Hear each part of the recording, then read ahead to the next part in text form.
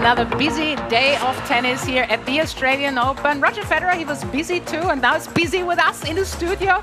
Roger, welcome. Thanks so much for joining us. Of course, Mats is here. Let's talk about. Thank you. Let's talk about that second round match against Dan Evans. I thought, you probably don't agree, but the first two sets, they were a little bit of a test for you today. Yeah, very much so. No, it was close. It was interesting. I enjoyed the match, I must say. There was a lot of slice going on and a lot of, on the slice it's very interesting. You always have to move your legs very well, and if you don't do that, you will hit frame shots, or if you're not committed, if you're not committed coming forward, you will pay the price. It's like a cat and mouse game. So that's why I really enjoyed the match, because it felt like old school. And I thought Dan played a good match, and I actually didn't play a bad match either myself. So it was just key for me, I think, to at least win one of the first two. I mean, preferably the first one, and that settled my nerves. And I think after that, I was a bit more relaxed. I commentated it, and I have to say that's the most enjoyable match I've watched in years. Oh, wow. Yes. Yeah, really, because obviously the finals here with you and Rafa in 17 was unbelievable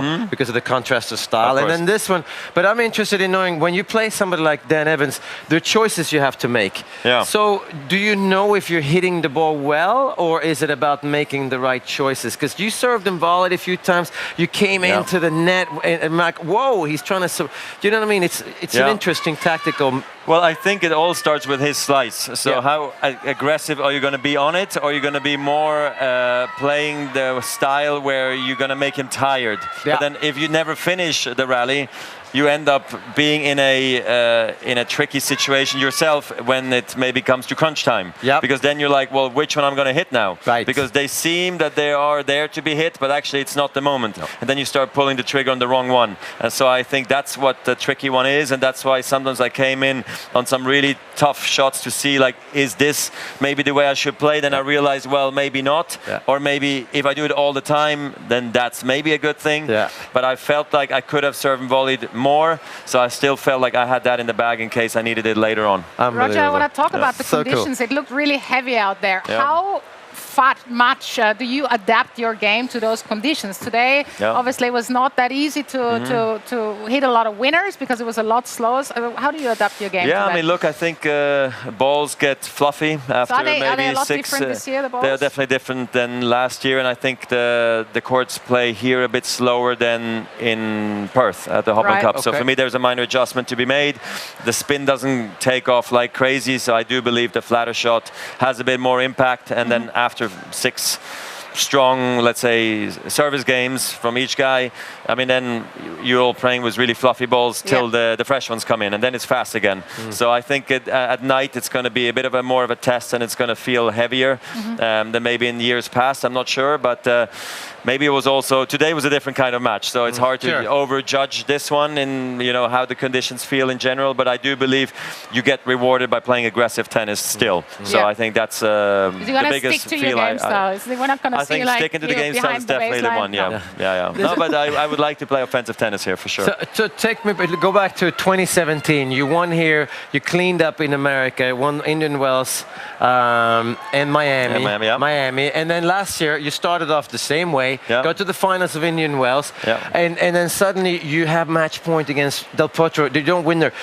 What is the difference in your world? Because you had every year to us that you've had are great years, but to you there's a little bit of a difference. What's it? Is it just a little bit of confidence because you don't win in Indian Wells, or you did the year before? What is? I think the Indian Wells finals was one of the great matches for me of last year. Against Juan Martin, the crowd was really into it. We were both angry at the umpire. I don't know. There was everything to it, and then it could have gone either way for both of us earlier. So in a way, I was happy. I even had match points, and I think he was happy that he got out of it. So at the end of the day, we could look back and be really happy. My problem is that in Miami, I could have backed it up and played a better Miami, but I lost against Kokonakis in similar fashion. I had my chances, and I think maybe I paid a price because I lost a nail biter already in Indian Wells. So maybe Miami was because of Indian Wells. And after that, I didn't play for 3 months. So then things went different. I reacted well. I won Stuttgart and played okay also in Halle. I don't remember anymore. I played the finals against Chorich. So actually, I played 2 really good tournaments. And then again, I had lost with match points at Wimbledon. So all of a sudden, 4 months go by, and you find yourself in Cincinnati. And I played another finals. Actually, I played okay, but lost. Played not as good against Djokovic. But all of a sudden, you know, Wimbledon sits there as a major disappointment, which it was. But in my view, actually, I still kept on playing very well, to be quite honest. That's so small, the details.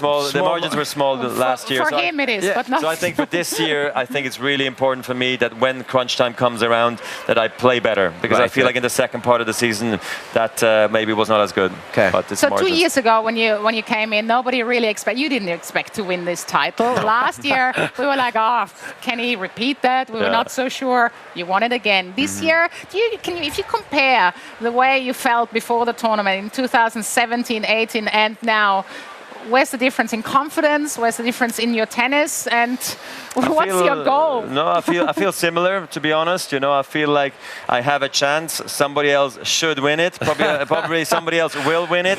But I'm here, and I'm still going, and I'm feeling good. So I think I feel very similar. 2 years ago was different. I honestly, with the knee and all that, I didn't quite know what I had in me. I felt like I had a surprise win in me because I was 17 seed and I could beat maybe one of the top guys, but then I couldn't back it up. That's just a feeling I had. Whereas, you know, last year I was like, well, I don't know yet. And then I had a good draw, ran through the draw well. I mean, profited from a chung, blister in the semis, and all of a sudden you're in the finals, super fresh, and you know, found a way to beat Cilic. So I don't know what this year's going to hold, but we got some strong Novaks back, some strong Rafa, so you have to expect that they're going to be around, you know. Some strong young ones as well. Roger, we wish you all the best. Taylor Fritz in the next round. That's right. That's right. Thank you so much.